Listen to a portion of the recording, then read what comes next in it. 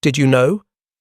A single letter from Bataan can crack a nation's heart and harden its will in the same breath. On the 18th of February 1942, Lieutenant Colonel David L. Hardy wrote to his wife, "Don't worry about me. Be of good cheer, strong and courageous."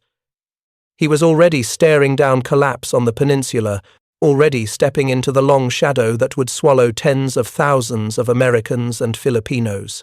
The note crossed an ocean as he crossed a line, from free soldier to prisoner, from unit commander to a man who would measure victory by one spoon of rice, one saved friend, one day closer to freedom. "Don't worry about me" was not bravado, it was an order to hope when hope felt illegal. We open with a kitchen table in North Carolina. A mother smooths paper thin as a leaf. The ink softens where she touches it. Then the silence begins. Families would learn, late and painfully, that thousands never came back. That unmarked hell ships carried husbands and sons into holds so tight men fainted standing. Hardy would later dedicate his account to the 9 out of 10 of my comrades who fell, to the thousands that went down in Jap hell ships, because truth had to outlive the men who could not. Inside the wire, hope had to be built like a bridge, one plank at a time. Hardy watched guards drill searchlights over Manila and tried to measure time by anything except hunger. He and his friends talked about trout in Yellowstone and long drives on American roads, because imagination was the only ration that never ran out. "How long? How long?" Colonel Hudson muttered, and the men counted days by rumors and the far thud of guns. The clock's hand moved toward 9:30 a.m. on the 21st of September 1944, and the sky turned from ordinary to unbelievable. First came counting 24 to the north, 48 to the south. Then came awe. God Almighty, look out there to the west. There are hundreds. You can't count them fast enough. The sky is black with M. That is what American production sounded like to a prisoner. The whistle of a dive, the clatter of guns, the sound of a nation that had decided grief would become steel. In the States, a plant called Willow Run was stamping out B-24 Liberators, one every 63 minutes. Even a man behind bars could feel that rhythm in his bones when the bomb racks opened over Manila. But before that day, the march to captivity had been a saw blade. Prisoners went by road and rail to O'Donnell, to Cabanatuan, to Davao, disease-stacked bodies like cordwood. In the south, Hardy collapsed with a hernia picking coffee, because work never stopped and surgery never came. Bedridden, he wove baskets from jungle vine and learned the stubborn art of staying human when nothing around you helped. A camp library, a lifted hymn, a smuggled orange. These became the way Americans kept order without a flag or a rifle. The food ledger reads like a dare. 2 meals a day, lugao in the morning, rice and greens by dusk. It is remarkable what the human body can exist on, he wrote, noting they were down to about 1,000 calories per day. His weight, 123.5 pounds, once as low as 119.71 pounds below normal. He didn't beg the scale for kindness. He thanked God for a bath towel, his first since capture, and for a cup of hot chocolate that tasted like home. Yet the most brutal losses happened at sea. Drafts marched to the docks. Unmarked transports slid into combat zones with human cargo crammed below. When torpedoes found them, the water filled with men and the enemy's bullets. Hardy copied lists. 15 dead, 181 missing from one sinking. Later, he learned that on another ship, still less than 20 survived out of over 1,800. That number is not a statistic. It is a graveyard without crosses. Here is the punch that binds this chapter to the next. Grief did not end the story. It powered it. The same skies that went black with American planes over Manila were built by workers who turned car lines into bomber lines and lunch pails into victory. A mother kept a letter. A husband kept a promise. America kept the faith, and the gates of Bilibid would not stand forever. On a Manila morning, prisoners counted enemy planes for sport until American task force squadrons arrived in such numbers that counting became impossible. The 21st of September 1944, 9:30 a. The searchlights had practiced all night. Anti-aircraft crews lounged at their guns. Radio Manila still bragged into the ether. Then the horizon thickened with dots, 24 to the north, 48 to the south, and more swelling from the west, until one voice shouted the truth. No guard could bully away. God Almighty, there are hundreds, and you can't count them fast enough. The sky is black with them. In that instant, the balance of fear flipped. The men behind barbed wire heard the sound of a nation arriving. Those planes came from a world the prisoners could only imagine. Flight decks turning into conveyor belts, ordnance crews working with the speed of pit teams, pilots in F-6F Hellcats and SB-2C dive bombers launching by the minute.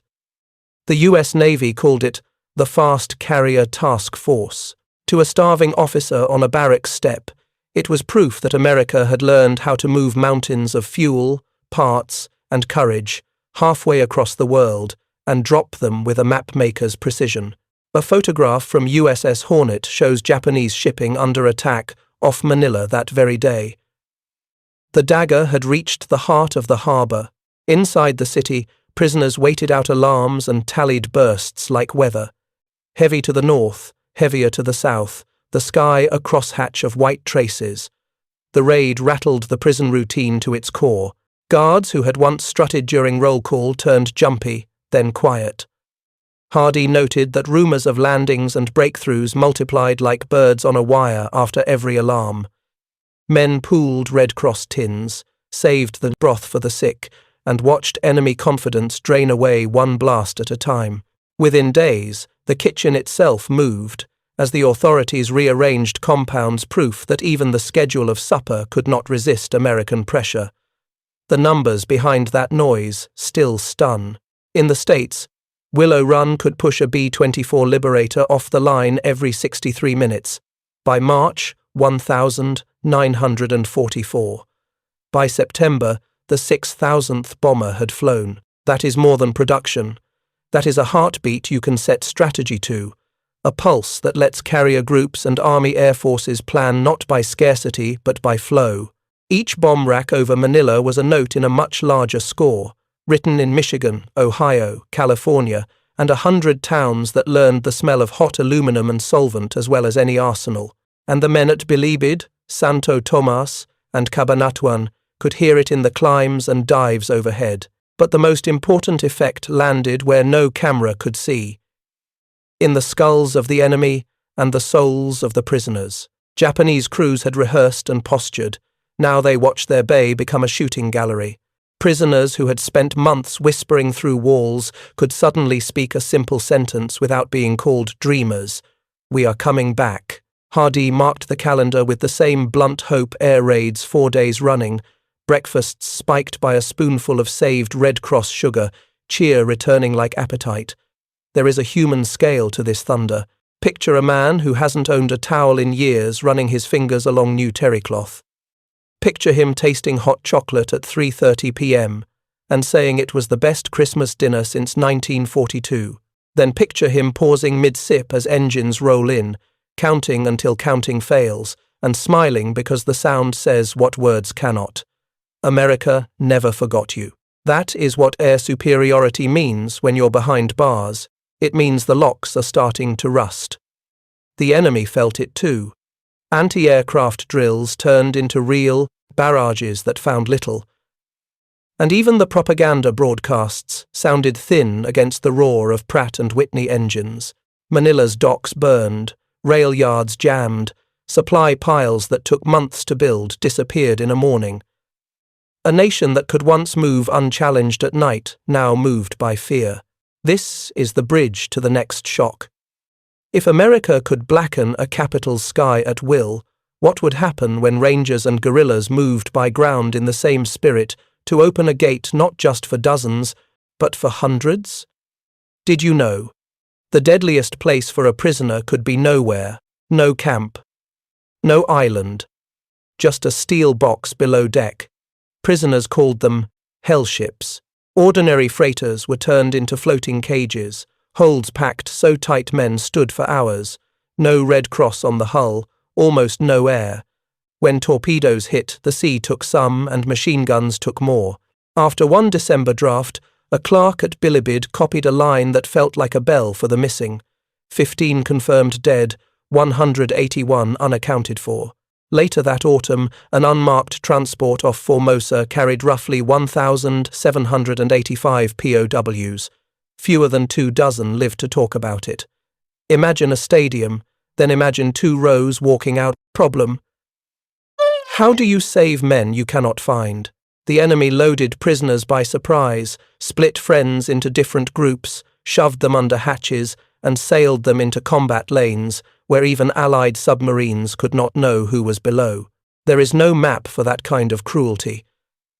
America answered with the only logic that could work.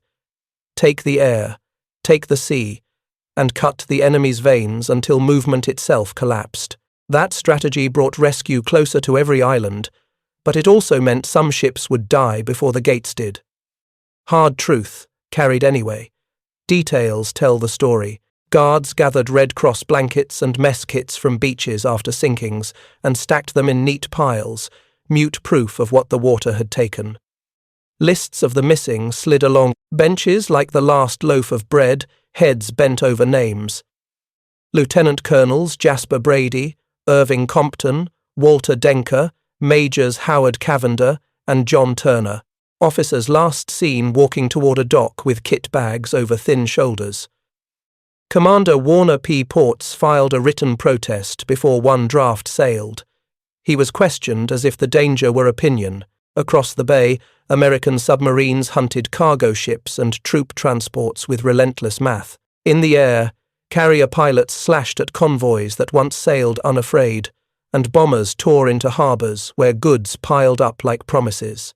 Photographs from the fall of 1944 show Japanese shipping under attack. Off Manila, the water stitched white with splashes, the sky alive with wings of metal. To the men below hatches those splashes were a code they could not read. To the men on deck they spelled a sentence: the sea is not yours anymore. If you cannot sail, you cannot feed your troops. If you cannot feed them, your empire is a map without muscle. Prisoners learned to read the pitch of engines and the way gun crews shouted when the targets were real. They learned the rhythm of alarms, the difference between a drill and a raid that mattered. They learned that quiet after a convoy left could be worse than the loudest day, because quiet meant the lists would return with holes in them. A friend's bowl sat untouched on a bench. Another folded towel stayed on its nail. Grief moved through the barracks like smoke from a slow fire. And still, the human part refused to die. Men shared a mouthful of water in a line on the dock. Someone slipped a shredded orange peel into a palm before the hatch closed. A chaplain recited names so they could not vanish with the ship. The strongest carried the weakest up the ladder when air valves opened, then carried them down again when the light went out. In a system built to make people less than human, prisoners kept acting like citizens of a country that would not abandon them. Here is the turning. When a nation sees a machine this cruel, it does not simply curse it. It builds the power to make it impossible. Task forces hit harbors so often that crews slept in their boots. Submarines turned sea lanes into minefields of patience and nerve. And on land, Rangers and Filipino guerrillas sharpened another blade. A crawling, whispering rescue designed to answer the question everyone asked with a lump in the throat. Can you save men hidden in the dark? The answer is coming over rice paddies under a January moon, in the steady hands of men who believed cages are not safe when free people decide to open them. Did you know? In a camp where a man could weigh 119 pounds and still plan an escape, America's future victories were already being made by starving hands. Hardy logged it in his diary. 2 meals a day, lugao for breakfast, rice and greens for supper, down to about 1,000 calories per day. Weight 123.5, with a low of 119 from a normal of 190. He wrote that it did not help a starving man to count calories, and yet he counted anyway, because numbers tell the truth when words come out thin. On another page he noted the first bath towel he had owned since capture, touched it like a prized medal, and called a tin cup of hot chocolate the best Christmas dinner since 1942. That is the texture of survival. He suffered a severe abdominal hernia while picking coffee at Dapecol in March 1943. Surgery never came, so he wove hats and baskets from vines and kogan grass, passing hours and pain through his fingers. Mail arrived sometimes. A camp library circulated tired books. Services were held when they could be. The chapel a tone of voice rather than a building. Brutality did not stop. Propaganda did not stop. Harassment did not stop. But none of it broke the spirit of the prisoners. The result was a culture of mutual aid that mirrored the country outside. Ingenuity under pressure, self-government without the ballot box, a decision to keep men human. Some planned to leave. Contrary to the boasts that jungle and water were impenetrable, several groups slipped out, linked with Filipino guerrillas, and reached American leaders. Major Stephen Melnick, Commander Melvin McCoy, and Captain William Dias made it by submarine to Australia, where they told General MacArthur about the Death March and the camps. Their testimony hit American papers in early 1944 and horrified the country, turning private grief into public resolve. A camp that could not be stormed by rumor could be cracked by truth. Daily life looked small but felt large. The men weighed firewood because every stick would be charged to the United States. They listed rations like auditors because waste meant hunger for a friend. They donated Japanese pay to buy coconuts for the general mess, turning paper scrip into calories, and flavored evening lugao with a sliver of bouillon from a Red Cross box. 54 undelivered parcels from Fort McKinley arrivals sweetened 2 breakfasts for hundreds of men, and laughter ran farther than the sugar did. Hardy even marked a promotion milestone, 27 years service, and another $15 a month, because the calendar of a free army still lived in the head of a prisoner. Generosity took strange forms. You might see a man smuggle a handful of greens under his shirt for the ward, or hear the quiet scrape of someone saving the best part of soup for a bed case. Someone else would collect rumors like postcards and pass them to the sick to make a morning easier. Hardy describes kindnesses as matter-of-factly as he lists wounds. Both were part of the record. That record proves something Americans must remember. We fight with material and maps, yes, but we also fight by refusing to let cruelty define our behavior. Read the entry for the 9th of January 1945. A bright, cheerful morning, the 4th successive day of air raids. We are cheerful about the future. Breakfast is lugao, with dried fruit, and coconut. Supper is an equal mix of rice and cracked corn, improved by Red Cross bouillon. 200 new prisoners arrive. The total rises to 628. For a week, the camp eats like it remembers how. That is what American pressure did make even a half cup taste like a promise. Close with a thought you can carry forward. Hardy's chapter proves that staying alive under a system designed to erase you is itself an act of resistance that feeds victory.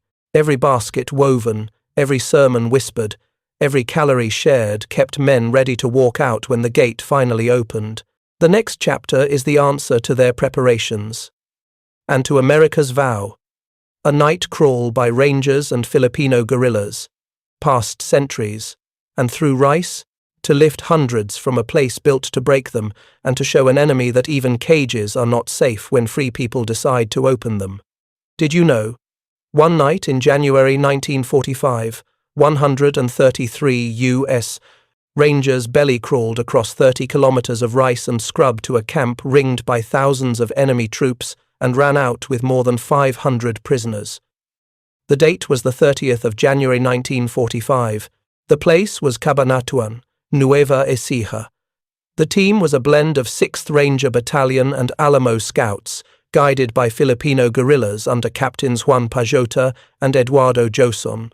Colonel Henry Mucci led. Captain Robert Prince drew the assault plan. A low-flying distraction plane buzzed the camp so often the guards stopped looking up. By midnight, the pieces clicked. Filipino roadblocks cut off reinforcements. A U.S. Warbler aircraft droned overhead while Rangers slid past outposts and wire. At the signal, scouts and riflemen punched through. Prisoners rose from barracks like men waking inside a shared dream, and medics sorted who could run and who would ride. Ox carts lined the escape route. Filipino farmers' ingenuity converted into an ambulance corps under moonlight. The numbers matter because they measure courage. Allied prisoners rescued. 552. American casualties, 2 killed, 4 wounded. Guerrilla casualties, roughly 20 wounded. Enemy losses, hundreds. The list of those pulled out included 492 Americans and 60 other Allied personnel and civilians, proof that coalition works at the barrel and at the gate. Hardee did not walk from Cabanatuan. His path ran through Bilibid and into Manila a few days later. But his story hums beneath this one, because every camp shared the same grammar of hunger, rumor, and resolve.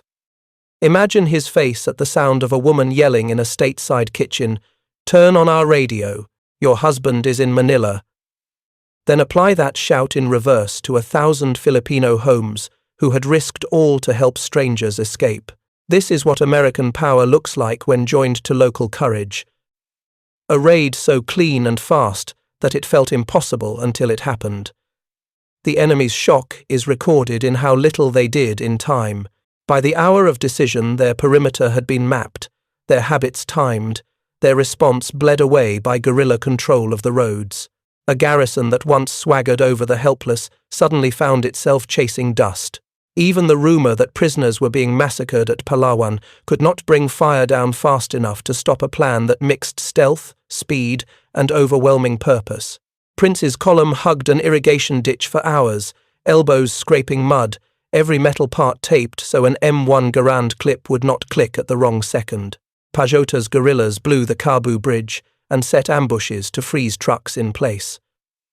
Overhead, pilots flew so low the guards grew bored that hum became the blanket the raiders needed. Inside the wire, a whisper carried farther than a shout. "You're going home." By dawn, the arithmetic stunned the Rangers. More than 500 prisoners out, only 2 Americans killed. Enemy casualties in the hundreds. The ring around the camp had included roughly 1,000 nearby and thousands more within an hour's march. Behind the gate, the cemetery at Camp No. 1 already held over 2,700 graves. Proof that speed was not bravado, it was mercy on a clock. A soldier from the 31st Infantry limped beside an Air Corps crew chief.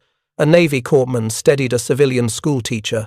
Coalition in miniature walking toward American lines. Prince later said any success belonged to many: the Alamo Scouts, the pilots, the guerrillas. That sentence is the bridge. America wins when it multiplies talent, when it trusts allies, when it risks much for its own.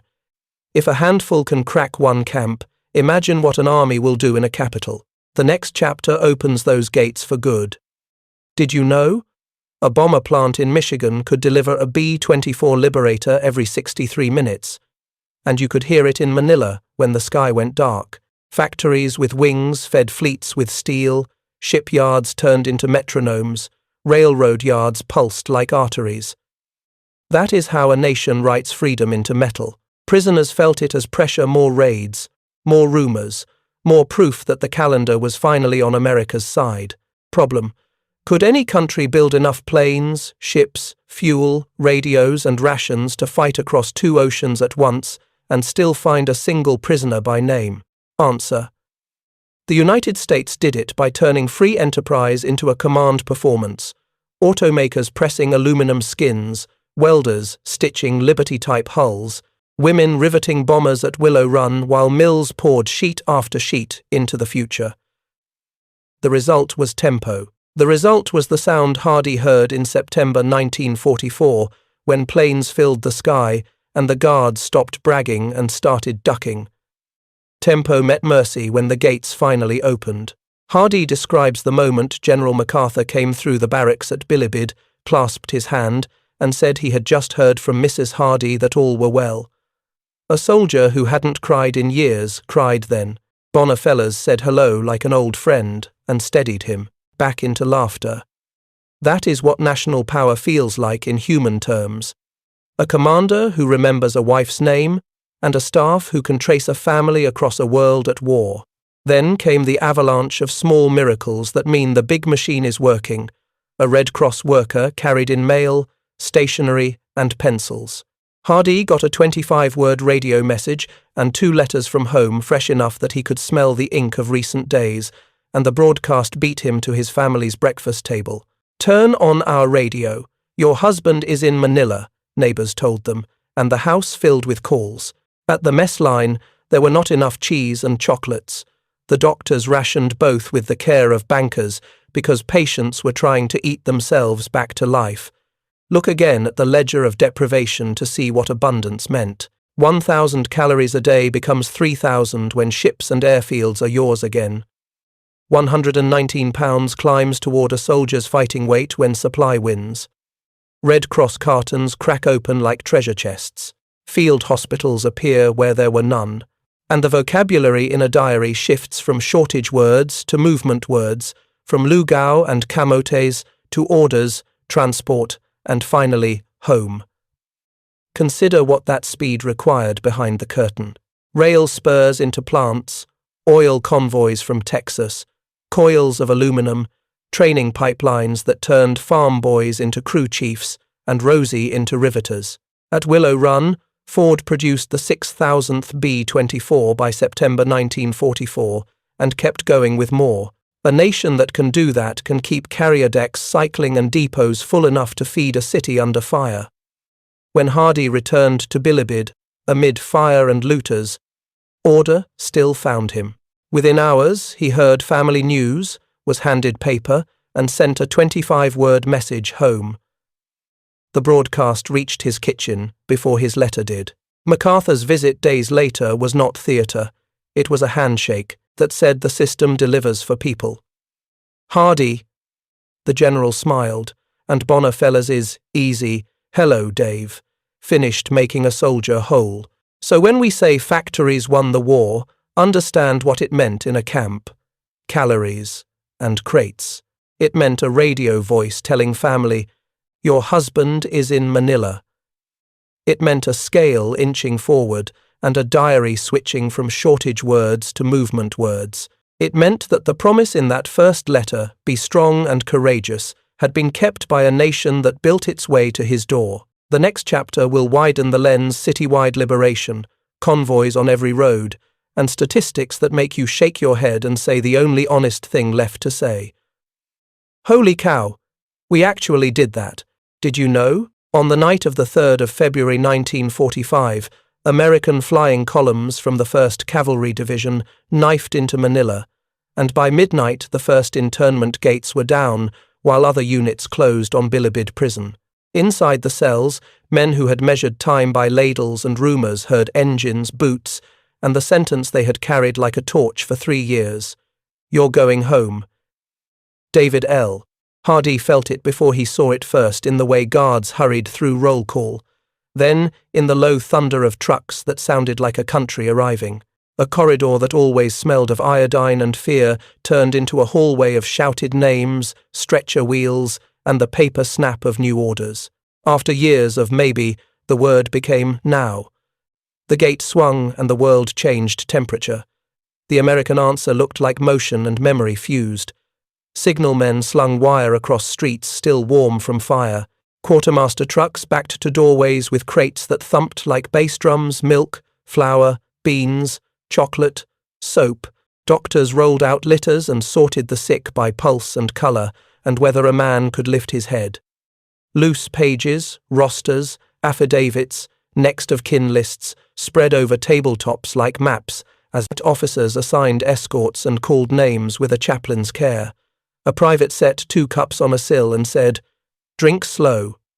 A nurse whispered, "You're safe," as if safety might break if she spoke too loud. Hardy, thin but steady, shook hands he had once only imagined shaking.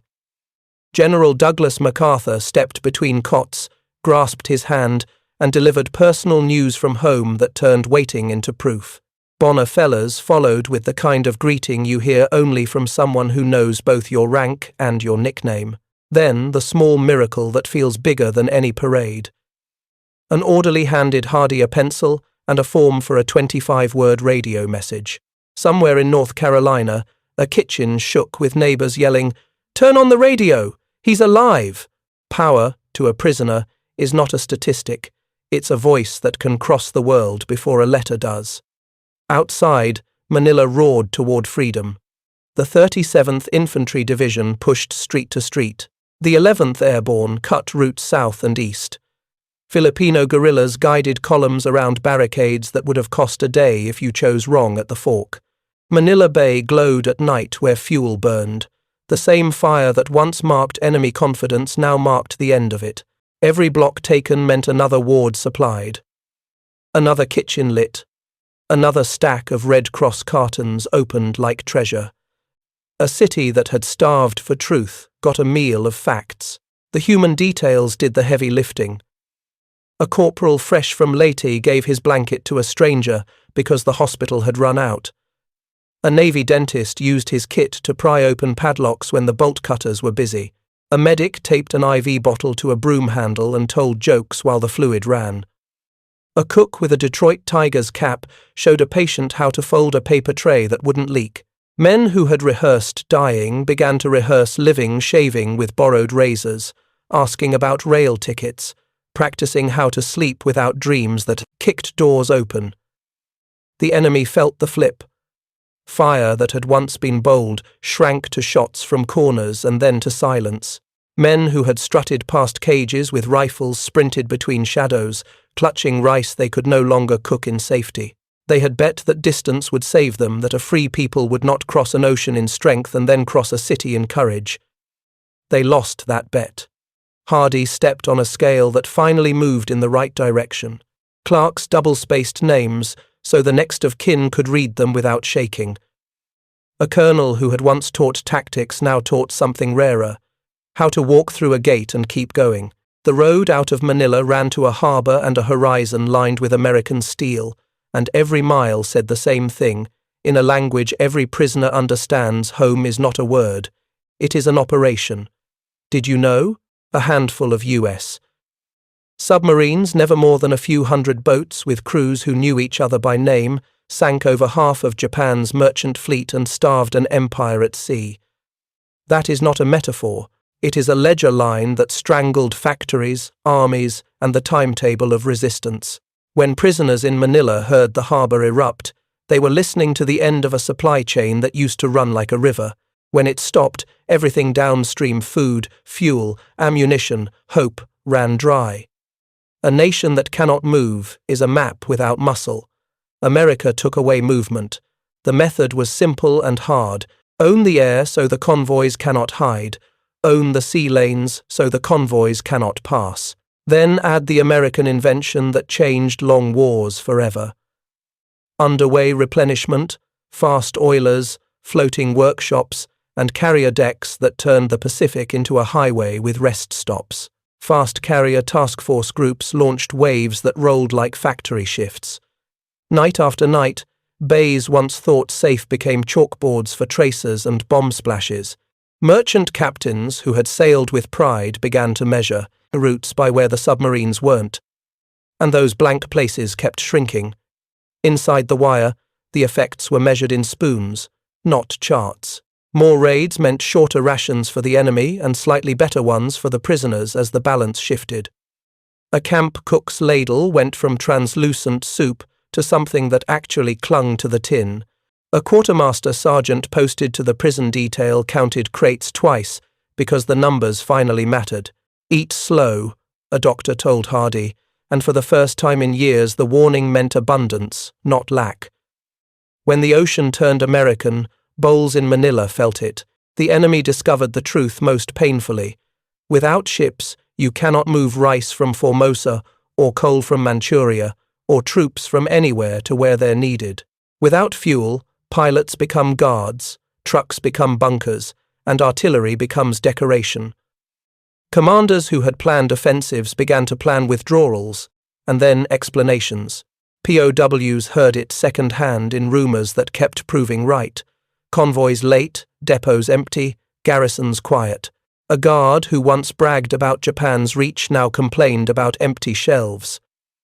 That shift in tone did not save lives by itself, but it told the prisoners which way the world was leaning. America's edge was not just metal. It was management.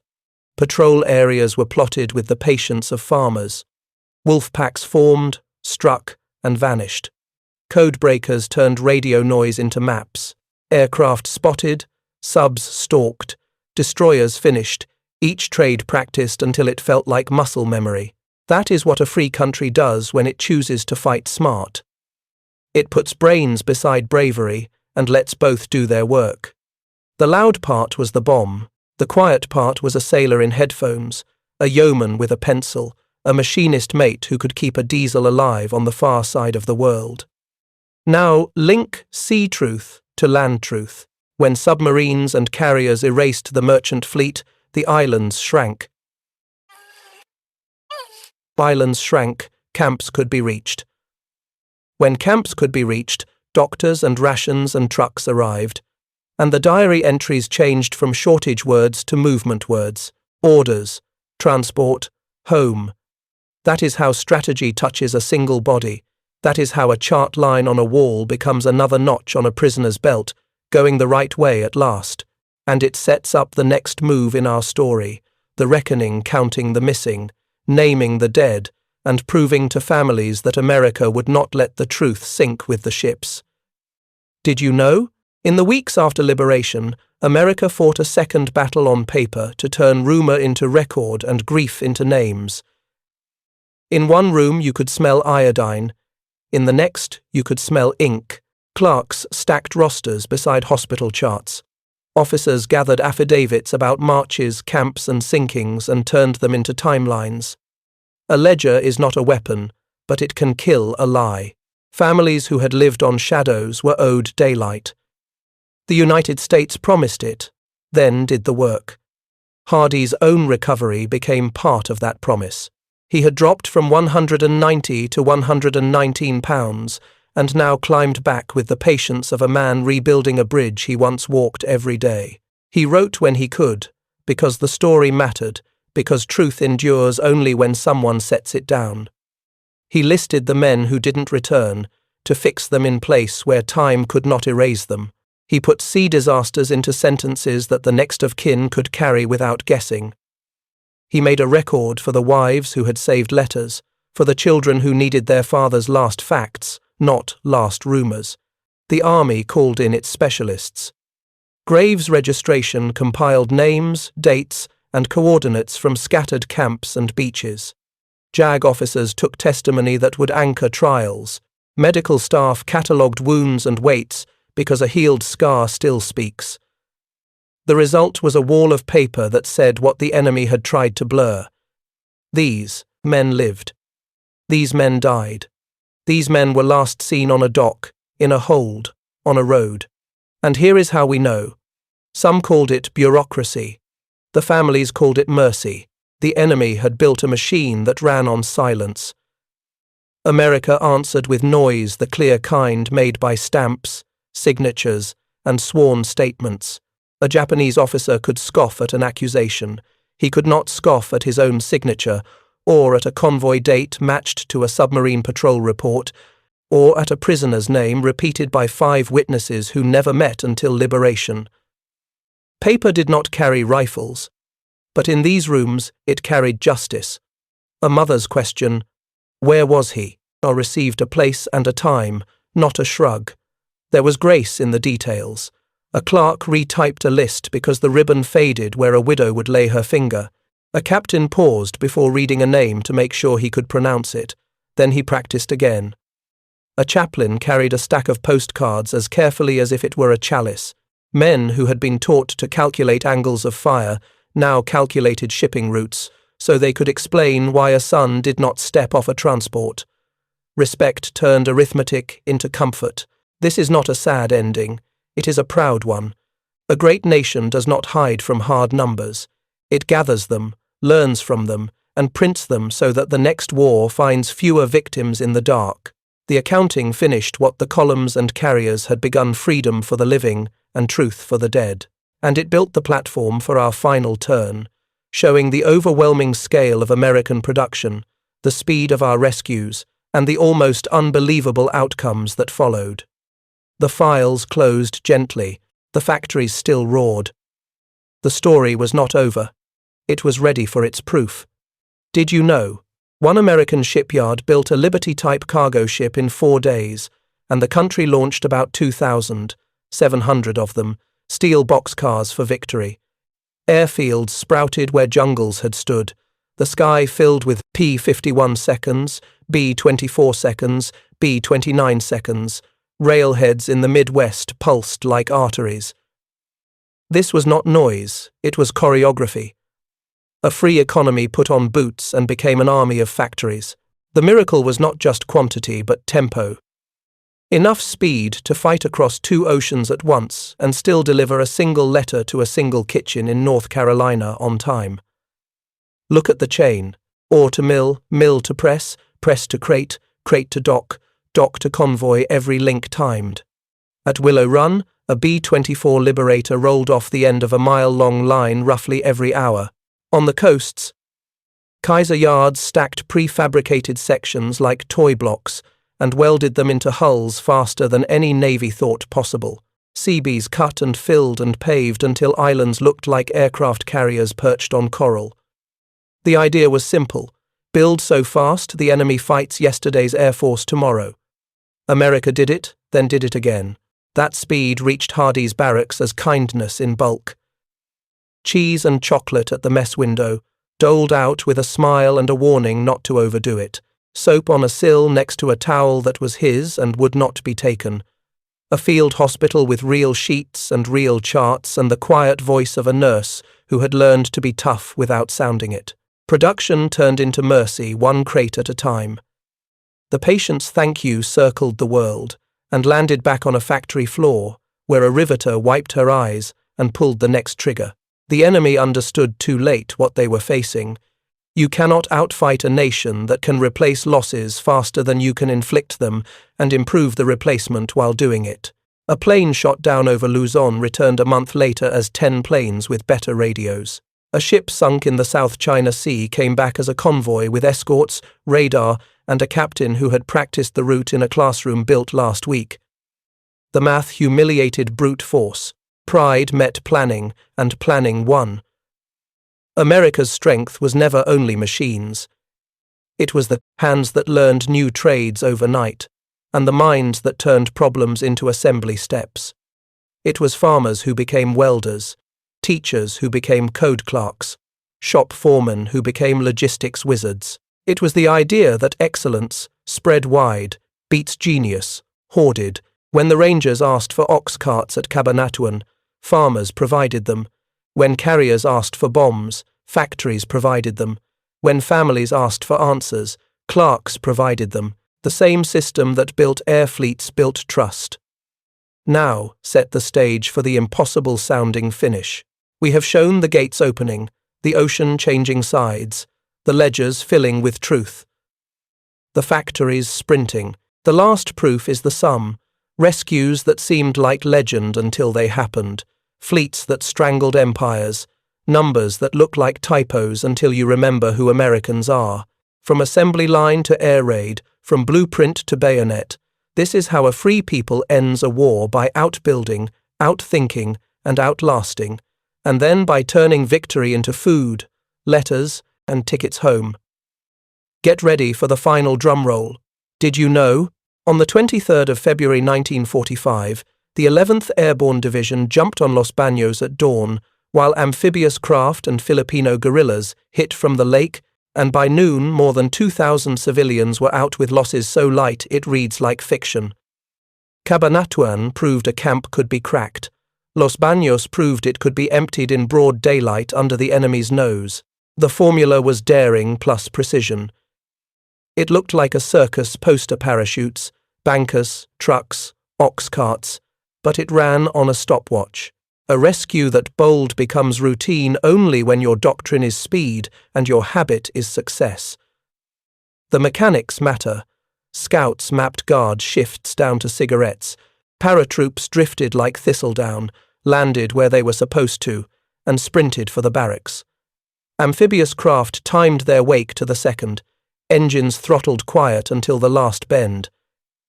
Guerrillas cut phone lines and held roadblocks with the calm of men guarding their own families. Inside the wire, prisoners felt a wind, heard a shout, and saw Americans where only uniforms with sunbursts had stood. Move! It was not an order, it was a gift. Every rescue told the same bigger story. Coalition. Americans brought radios, mortars, and the habit of finishing. Filipinos brought roots, scouts, and the kind of courage that grows from fighting in your own backyard. The sum beat any legend either side could write alone. A nun led children out with the calm authority of a general. A ranger handed a civilian a rifle and said, "Hold this for 5 minutes." Then came back and found it exactly where it needed to be. A people who fight together, win together, and the enemy could not match that math. The shock on the other side wrote itself in delay and confusion. Columns that should have closed in an hour took half a day and then never arrived at all. Bridges already mined popped at the wrong time, wrong for the enemy, perfect for the evacuees. A headquarters that had once issued commands like thunder suddenly sounded like a man searching his desk. By dusk, the prisoners were gone. The perimeter was empty but for shell casings, and the enemy was left holding excuses. These raids were not stunts. They were policy proof that "we don't leave our people behind" is more than a slogan. They also showed the reach of the machine chapters earlier.